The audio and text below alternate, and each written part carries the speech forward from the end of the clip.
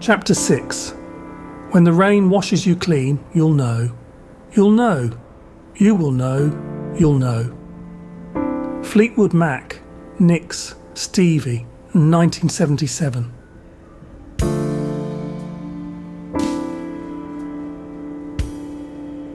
Did you know that the word vampire was only used from circa 1725 in Serbia, and it may have been misheard, mistaken? There are no precedents for this word, stated a portly man, stuffed into an overly stuffed armchair. Quillen was staring at the man with interest, perhaps a little incredulity, while Deepak stood by and watched through a large framed window looking out onto an avenue with regular trees into the distance. There are stories, mythologies, even official reports for centuries from before then, but one could argue that the modern vampire was born then, in 1725, and further embellished ever since. He continued. And what you describe is fairly typical of the myth, the legend, even the creature being a close relative. He ended his summary with a slap of his hands resting on his large thighs. You're suggesting that my daughter is a vampire. Walking dead, hammer horror, fangs, bats, garlic and all. Quillen responded. In 2025, in a sleepy country village, hanging out in a cemetery and attacking her father. This last question said staccato, as if Quillen was speaking to a crazy, slow-witted person. I'm saying what you related to me is typical of historical reports of a vampire, not necessarily that your daughter is a vampire.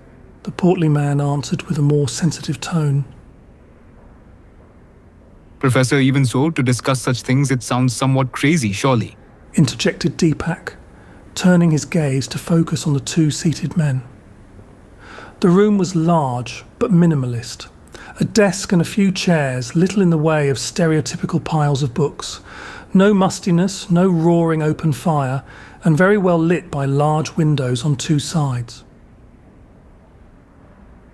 What have I taught you, young Deepak? Snapped the professor.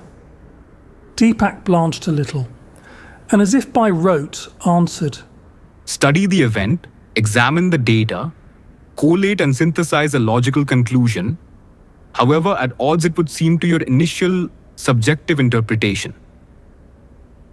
Precisely, that is what I am doing, Professor stated glibly. Oh, undead, Mr. Quillen, undead, not walking dead. Like a virus, neither living nor dead, but certainly animated, he added. Quillen snorted, resting back into his chair. Professor Nichols, you're saying that such creatures exist, that vampires are real, that they can take your loved ones over. They are here, now? Folding his arms, his body language hostile and defensive.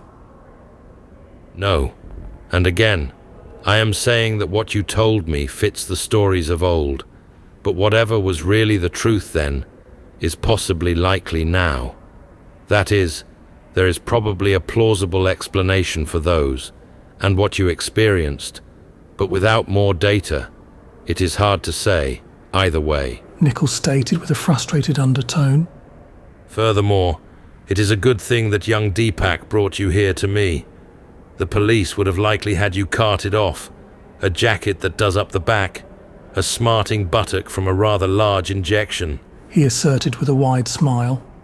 No crime would appear to have occurred, other than an attack on your good self, and perhaps loitering with intent in a public cemetery. Deepak looked from one man to the other as he sat down in another empty chair close to the pair. I am going or have gone mad, quite crazy, Quillen anguished. Well, you must have had well-founded reasons to go to a cemetery in the early hours with a silver crucifix? Inquired Nichols. As I said to you and Deepak, I had to know if seeing Bex was real or grief. To know she was okay, that she was at peace. And Quillen's voice cracked, inhaling strongly to avert the tears he felt might rush from his bloodshot, tired eyes. Nichols leant over, struggling a little in the armchair, and rested his hand on Quillen's folded arms, giving them a reassuring squeeze. Understood, honestly. And this does also fit with some other bizarre episodes locally of late. An exsanguinated, grieving grandmother on her doorstep 2 nights ago, and the mysterious disappearances on a bus route over the last couple of years. Nichols outlined gravely. There is definitely something going on. Whether it's supernatural or made to look like that, well, we'll just have to see. Gentlemen, will you join me in a visit to the cemetery for a closer look? Asked Nichols, like he was inviting them both to a football game or the theatre. Quillam shuddered, but slowly nodded, and Deepak paled even more but nodded once affirmatively.